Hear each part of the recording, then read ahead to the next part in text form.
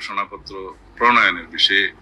আসসালামু আলাইকুম প্রিয় বন্ধুরা, সবাই কেমন আছেন? আশা করি সবাই ভালো আছেন। বন্ধুরা, যে এনসিপি থেকে বলা হচ্ছে যে বিএনপি ঘোষণাপত্র দিতে চাচ্ছে না, আর সালাউদ্দিন আহমেদ যেটা পরিষ্কার করছেন আমরা চাচ্ছি ঘোষণাপত্র দিতে, তা কীভাবে চাচ্ছি সেই বিষয়ে পরিষ্কার করলেন সালাউদ্দিন আহমেদ। চলেন তার মুখেই শুনবো আমরা। রাজনৈতিক দলের দাবির প্রেক্ষিতে সরকারের উপরে, অন্তর্বর্তী সরকারের উপরে দায়িত্ব বর্তিয়েছে। সেটা সরকার এখানে একটা মধ্যস্থতাকারীর ভূমিকা নিয়ে তারা এই ঘোষণাপত্র প্রণয়নের বিষয়ে উদ্যোগ নিয়েছে।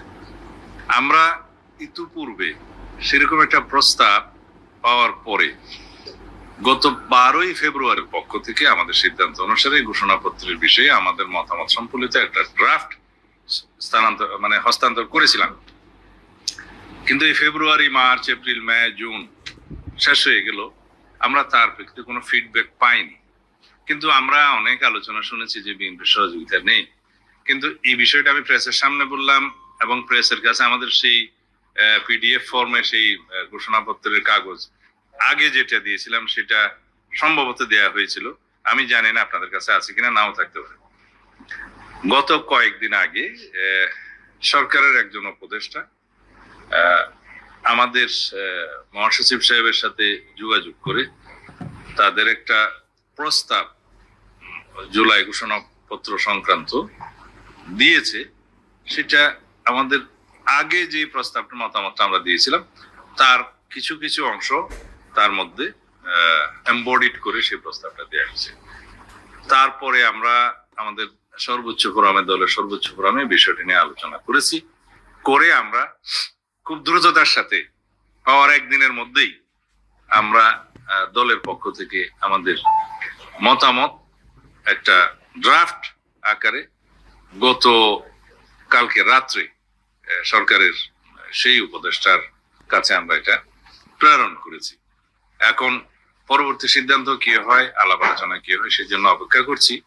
কারণ ওখানে এমন কিছু প্রস্তাব আছে যে রাজীব বুদ্ধে বলছিল কি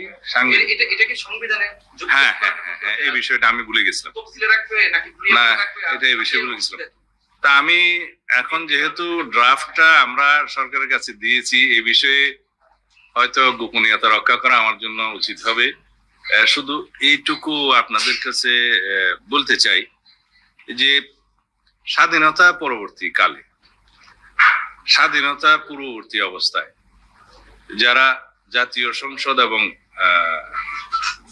এবং প্রাদেশিক সংসদে, অ্যাসেম্বলিতে যারা ইলেক্টেড হয়েছিলেন, তাদের সমন্বয়ে, তাদের সবার সাথে সম্পৃক্ত করে যুদ্ধকালীন সময়ে রাষ্ট্র পরিচালনার জন্য একটি অন্তর্বর্তীকালীন সরকার হোক, প্রবাসী সরকার হোক, যেই নামে হোক একটা সরকার গঠন করা হয়েছে।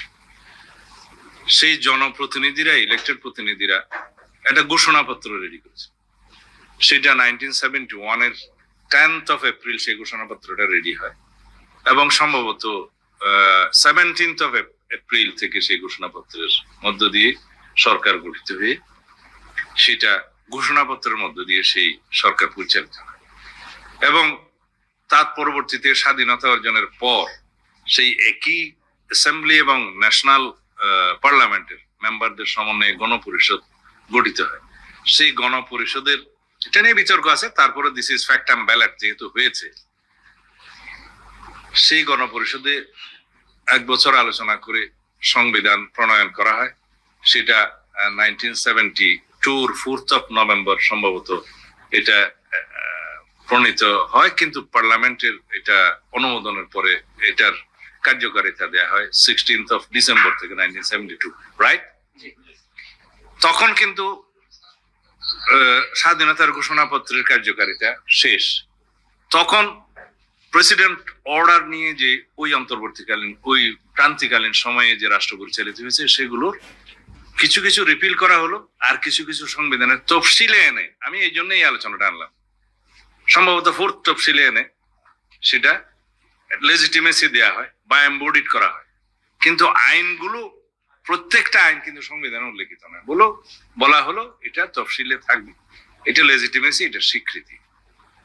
কিন্তু আপনারা লক্ষ্য রাখবেন 1972 সেই কনস্টিটিউশনেও সেই সরকারও স্বাধীনতার ঘোষণাপত্রকে কিন্তু তফসিলে সংযুক্ত করে নাই, কারণ এটা লিটারেচার হিসেবে, এটা হিস্টোরিক ডকুমেন্ট হিসেবে আর্কাইভে থাকে, কনস্টিটিউশন অ্যামেন্ডমেন্ট কনস্টিটিউশনে এমবডিড করা থাকে না।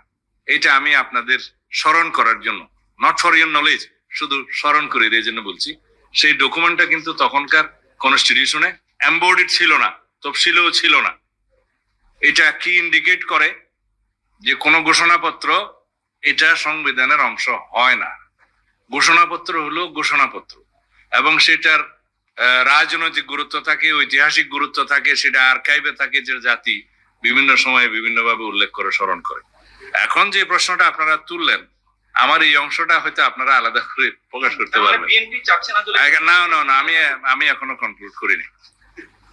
এখন যে প্রশ্নটা আপনারা তুললেন, এই অংশটা আজকের এই আগের সংবাদ সম্মেলন মানে ব্রিফিং এর বাইরে বলছি, যেহেতু এটা জাতি জানতে চায়, আপনি প্রশ্নটা করে ভালো করেছেন।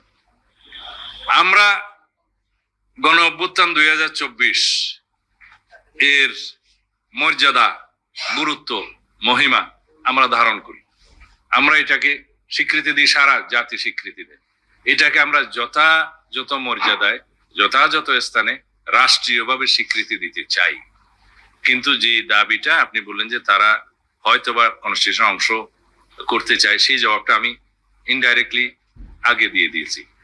যদি এটা উপযুক্ত হবে, ঘোষণাপত্রের অংশ পুরাটা না নিয়ে শুধু গণ অভ্যুত্থান 2024 জুলাই আগস্টের ছাত্র গণ অভ্যুত্থানের সেই চেতনাটুকু ধারণ করে স্বীকৃতি দেয়া চতুর্থ তফসিলে আনা যেতে পারে।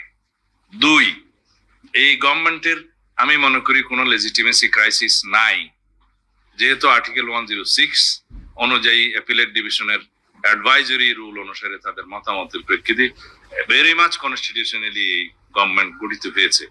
তারপরও ক্রান্তিকালীন বিধান মতে আর্টিকেল 150 অনুসারে কনস্টিটিউশনের বিভিন্ন বিষয় তফসিলে অন্তর্ভুক্ত করার ট্রেডিশন আছে, আমাদের ইতিহাস আছে।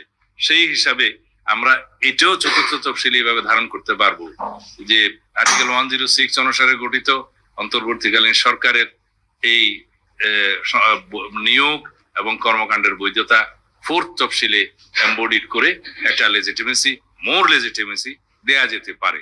এইগুলো সব বিবেচনায় নিয়ে পরবর্তীতে আমরা সিদ্ধান্ত নিতে পারবো।